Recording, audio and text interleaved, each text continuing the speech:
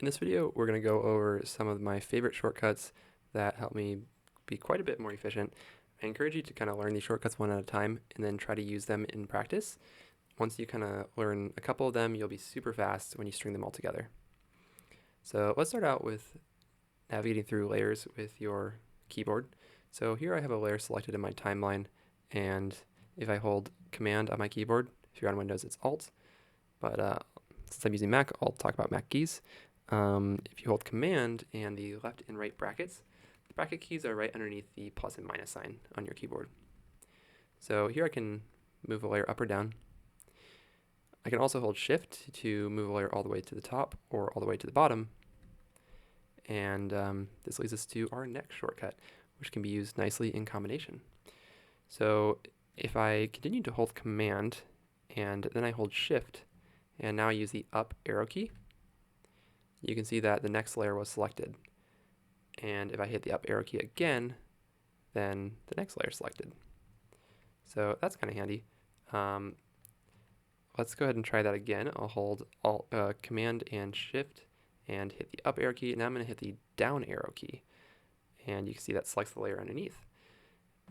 Now I can hold Command by itself and use one of the right or left brackets, and you can see I can really quickly rearrange layers this way. So I could kind of sort these guys if I want to. I could put, let's see here, I could put this one up here and bring a friend with it, and then now our layers have been switched pretty quickly. The next one that you'll notice I'm using quite a bit here is holding Command and just going up and down just to select a different layer. Navigating through your timeline is also really useful on the keyboard. So by holding the Command key and hitting the right and left arrows, we can move forward a frame, and we can hold Shift to move forward and backward 10 frames. If your composition is set to 30 frames per second, then you know that hitting the right arrow key with Shift and Alt held will move forward exactly 1 second. So that's kind of handy to know. And you can actually move layers on your timeline as well. So I'll move this back in like a second, and now I'll hit the left bracket on my keyboard, and you can see that brought the layer, and it moved the start of that layer position. If I hit the right bracket, it will sort of move the layer end point to wherever my little like ruler thing is. I generally use it for the in point, I think, more than the out point, but both are really useful. And a similar but slightly different shortcut is being able to crop layers. So if I hold Alt on my keyboard with the left bracket, instead of moving the layer like that, it will crop the layer.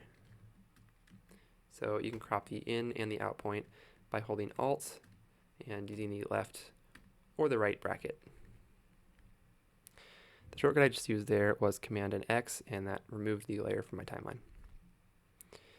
Alright, up next you'll notice that all my layers are turned off, they're not visible, so I'll turn them on. That's done with a shortcut, which is Command, Alt, Shift, and V. Maybe a good way to remember that is visibility. But so super quickly we can kind of toggle things on and off, really nice. You can see, again, just using these in combination, you start to become really fast once these become second nature. And over here we have a pre-comp that we are looking at, and I may want to navigate into that pre-comp. Instead of double clicking, I'll hit my tab key on my keyboard, and that brings up this little window. Now I can hit left and right and navigate through my compositions. So let's try that again. I'll hit tab, I'll scroll to the right, here's my pre-comp, I'll hit enter. Now we've entered the pre-comp, and if I want to make some changes here, then I'm done. I can go back. I can either close this window by hitting Command and W, that's a really handy one, or I can use the tab and navigate back to my composition. And you'll notice another really handy thing, this pre-comp is used in multiple compositions, and I can actually quickly navigate between those. So really nice sort of navigation here. Another one I want to mention is, you'll notice again, we we use Command W to close this window. You can also hold Command Shift W if you have like 100 of compositions open and you don't want to X out of 100 things. You can hold Command Shift W and it will close all of the compositions that you have open here. All right, up next is the tilde key. The tilde key is under your escape button to the left of your 1 key, and the tilde expands whatever window you have selected. So if I want to watch this in full screen, I can click over here. I can hit the tilde key and watch my video. And when I'm done, I hit the tilde key again. So this is great because I can also do it on things like the timeline here.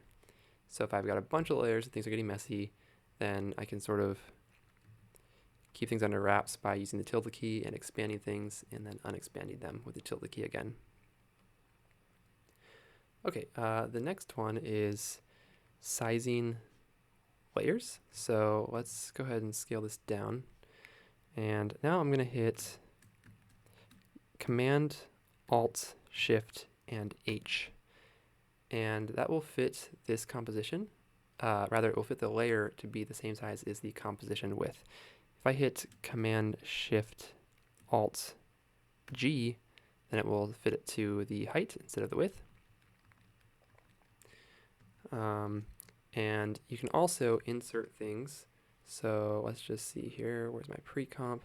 So if I wanted to add a pre-comp, I could also, instead of dragging it in here, which is great, you can also use Command and the question mark, and that will center it here on screen, so that's kind of nice.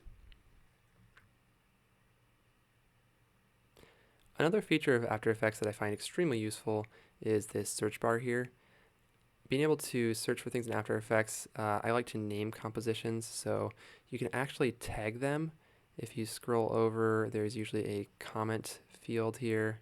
So let's go ahead and turn the comment field on, and I could rearrange it and maybe pull it over to the left. And yeah, so just being able to comment things, like this one has the comment of Emoji Kit, and I could name compositions, certain things, and then like let's say I have a template that I want to reuse, and I duplicate that template a bunch of times. Now I can find it by just typing in my template name that I've commented out here. Another feature I've come to appreciate with After Effects is this rectangle box. You can actually just double click it, and if you have selected your little preview window here, when you double click, it will make a rectangle that's exactly the size of your composition. So a really easy way to make a background. And then you can use the shortcut that we just learned, Command Shift and left bracket, to move your background to the bottom. And you can lock your background by holding Command and hitting L for lock. And now you've got a background that's locked. Super nice. You can also double click the rectangle to make masks. So here I have my layer selected. I could double click on this and it will make a mask that's perfectly around this layer. This can be useful if you're using it in combination with an effect, something like stroke, and then you could say apply a stroke around this mask and kind of make a frame or something like that. But yeah, if you put all these things together, you'll definitely be, multiple times faster, a motion designer, once you start using them habitually. So I definitely encourage you to maybe try to memorize your favorite one and use it a few times on your next project. And of course, if you have any favorites of your own that I didn't mention, feel free to leave them in the comments. Thanks.